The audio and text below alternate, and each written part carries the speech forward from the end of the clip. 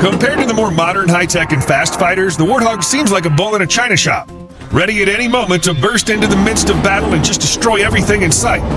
Its brutal appearance and habit of destroying enemy objects from close distances still evoke the respect from friendly forces and awe in the hearts of enemies. But what worked well in the last century may be out of fashion in this current one. So will there be a worthy place for this attack aircraft among the ranks of the modern U.S. Air Force for the coming decades? Let's find out. It's funny to think that the A-10 Thunderbolt II, one of America's most recognizable and beloved combat aircraft, was largely imposed on the Air Force by military high command.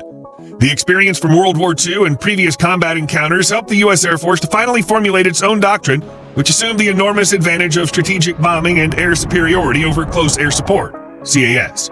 The military firmly believed that the best way to suppress adversaries was to destroy their vital targets with the powerful Boeing B-17 Flying Fortress and B-29 Super Fortress strategic bombers.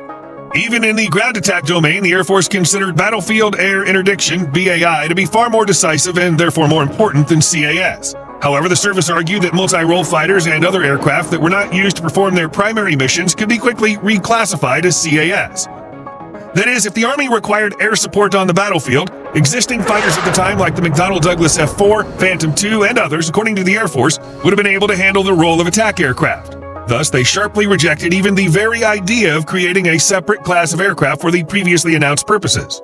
The trend had clearly shifted away from aircraft designated A, attack, in favor of their winged cousins designated F, fighter. The Army, on the other hand, did its best to convince officials and the Air Force of the critical need for an aircraft that could carry enormous quantities of ammunition, hover in a specific area, and add excellent maneuverability with the ability to withstand hits from enemy ground fire. Moreover, by the early 1960s, the Army was evolving around new air mobility tactics and needed close air support capable of adapting to these very tactics. After the Vietnam War, the U.S. Air Force realized that the Republic F-105 Thunder Chief and F-4C fighters, not designed for close combat operations, were unable to provide the accuracy, survivability, and stability needed to effectively support troops on the battlefield. Therefore, they were forced to recognize the need for a specialized attack aircraft capable of operating at low altitudes and withstanding the most severe damage. Even World War II attack aircraft like the North American T-28D and Martin B-26 Marauder couldn't save the situation. The T-28D's slow speed and lack of armor made it extremely vulnerable to enemy ground fire, and the aging B-26 was eventually withdrawn from service due to design problems. The best temporary replacement, albeit only partially, was the Douglas A-1 Skyraider, which could carry over 8,000 pounds of bombs, circle over a specific area of the battlefield, and quickly respond to calls for fire support. However, their number was very limited, and production ended in 1957, and the A-1's inability to destroy targets with heavy armor did, to put it mildly, not go well with friendly forces on the ground. In short, the Air Force started to think about creating a literal tank with wings.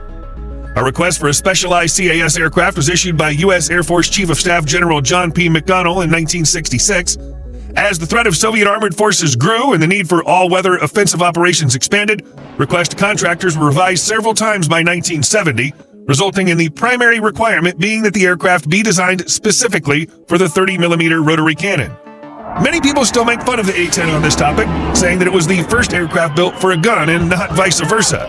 In their request, the service also specified a maximum speed of 460 miles per hour with a mission radius of 285 miles, a takeoff distance of 4,000 feet, an impressive external load of 16,000 pounds, and then polished off all at once with a price tag of $1.4 million, which today would be a little more than $13.5 billion adjusted for inflation. The Air Force received offers from 6 manufacturers, but ultimately chose Fairchild Republic, signing a contract with them in 1973 for the production of the first 10 A-10s worth $159.3 million, or $1.13 billion today. In parallel with the production of A-10 prototypes, the Air Force commissioned General Electric to prepare the killer GAU-8A Avenger cannon and develop the TF-34 GE-100 engine for the Warthog. All this cost another $23.8 million and $14.5 million respectively, or $169.1 and $103 million today. Although the first production Warthog flew in October of 1975 and initial deliveries were shipped in March 1976, the aircraft became so in demand that in just 8 years, Fairchild had delivered 715 attack aircraft, including 2 prototypes and 6 test models. The flying tank carries 1,200 pounds of titanium bathtub armor up to 1.5 inches thick, which reliably protects the pilot, cockpit, and all vital systems of the vehicle, and is also one of the first mass applications of titanium in the aerospace industry. The same armor ensures that the Warthog can easily withstand direct hits from armor-piercing and high-explosive shells with a diameter of up to 23 millimeters and indirect fragments from 57 millimeter anti-aircraft shells. In a sense, the engineers were trying to create a self-healing aircraft. After all, in addition to heaps of armor, the A-10 has self-sealing fuel cells protected by internal and external foam and dual redundant hydraulic flight control systems backed by manual control mechanisms, allowing pilots to fly to base even if they lose all hydraulic control. During the 2003 invasion of Iraq, pilot Kim Campbell's Warthog was heavily damaged by enemy anti-aircraft guns in Baghdad. The plane's engine was damaged as well as its hydraulics, forcing Campbell to operate the aircraft manually. However, the attack aircraft flew for almost another hour and landed safely at the base. To this day, this story of combat glory is living proof of the exceptional survivability of the A-10.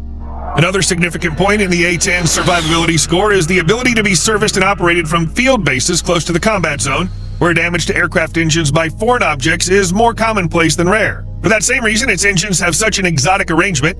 Other obvious advantages of such placement include the ability to maintain and rearm the aircraft without stopping the engine, as well as the direction of the exhaust above the tail, so as to not worry about being detected by enemy infrared surface-to-air missiles. The bulky and, according to some, even downright ugly design of the legendary attack aircraft was not chosen by chance. Many of its components are interchangeable and can be installed on either the right or left halves of the aircraft. So if today the U.S. Air Force gave awards for maximum savings on aircraft maintenance, the A-10 could easily take home an armful. While talking about the design, we somehow almost forgot the main highlight. Or rather, the Warthog's entire main event in the form of the 30mm 7-barrel GAU-AA Avenger Gatling gun, whose dimensions exceed a Volkswagen Beetle with 1.5-pound cartridges comparable in size to a half-liter bottle of beer. This gun fires up to 3,900 rounds per minute, shooting approximately 1 to 2 seconds per salvo to avoid overheating and save ammunition. And its ammunition load of 1,174 rounds is enough for 20 seconds of continuous fire at the maximum rate of fire. And believe me, if a 1 to 3 second burst of about 200 depleted uranium rounds doesn't solve your problem, then there's probably not much that will. The gun takes literally half a second to reach its maximum firing rate and is accurate enough to hit 80% of the targets in a small 40-foot diameter circle from a range of about 4,000 feet. And all this to the accompaniment of that well-known A-10. And if you, as a Warthog pilot, manage to use up all the ammunition for the Avenger, then you always have at hand, or rather under the fuselage, AGM-65 Maverick guided missiles, Hydra 70 unguided missiles, Mark 82 and Mark 84 bombs, GBU-12 Paveway 2 laser-guided and GPS-guided bombs, as well as the GBU-38 JDAM. During the Gulf War, for example, A-10s fired 90% of the AGM-65 Maverick air-to-ground missiles used during the conflict. Although, of course, the list of Warthog's military glory is not limited to only this. It served in the Bosnia-Herzegovina theater of operations in 1994 and 1995, then returned to the Balkan region as part of Operation Allied Force in Kosovo in March 1999, where the A-10 was deployed in support of search and rescue missions, such as the one for a downed F-117 pilot, and then eventually reassigned to ground attack missions. This was followed by the 2001 invasion of Afghanistan, in which Warthogs did not initially take part, but a year later were deployed to Pakistan and Bagram Airfield, BAF, in Afghanistan to conduct a campaign against the Taliban and Al-Qaeda during Operation Anaconda. If you thought that Operation Iraqi Freedom, which began in March 2003, did not involve the direct participation of the A-10, now's the time to change your mind. After all, at least 60 of these aircraft took part in early combat, and according to a declassified aviation company report for April 30th, 2003, these attack aircraft had an 85% combat effectiveness rating and fired 311,597 shells from their 30mm reserve during the invasion of Iraq. In further flights from 2006 to 2013, A-10s reported 19% of CAS missions in Iraq and Afghanistan, which is more than the equally famous McDonnell Douglas F-15E Strike Eagle fighters and Rockwell B-1B Lancer bombers, but still less than other regulars at the General Dynamics F-16 Fighting Falcon Air Hall of Fame, which completed 33% of such missions. After several missions in Syria in 2015 to destroy more than 100 ISIS oil tankers as part of Operation Tidal Wave 2, and also providing CAS in Afghanistan in 2018, the need for the A-10 has slightly subsided. That is, up until November of 2024, when these aircraft were again used against targets in Syria to protect American troops in the east of the country as part of the ongoing Syrian civil war. During these attacks, the U.S. Air Force claimed the destruction of enemy vehicles, mortars, and a T-64 tank. Coinciding with the fall of the Assad regime on December 8, 2024, the A-10s, along with Boeing B-52 Stratofortress bombers and F-15E Strike Eagle fighters, carried out dozens of airstrikes against more than 75 ISIS targets in an effort to prevent them from benefiting from the political turmoil in Syria. So it turns out that Warthog still has a supply of gunpowder for the future? In 2012, despite all the combat achievements, the U.S. Air Force had seriously considered the option of replacing its fleet of CAS attack aircraft with the F-35B Stovall, but came to the conclusion that the new Lightning II would not be able to provide a sufficient number of sorties. Additionally, at that time, the modernization of the entire fleet of 356 A-10 and OA-10 as part of the Precision Engagement Program, which lasted from 2005 to 2011, had just been completed. It included the ability to conduct combat operations in all weather conditions, an improved fire control system, electronic countermeasures, intelligent bomb guidance, a modern communications suite including Link 16 radio and SATCOM, as well as improvements to the cockpit, 2 multifunction displays, and a hands configuration on throttle and stick, HOTAS, which combined the F-16's flight stick with the F-15's throttle. The military also included software updates. For example, one of the latest Suite 8s included IFF Mode 5, which modernized the ability to identify A-10s to friendly units.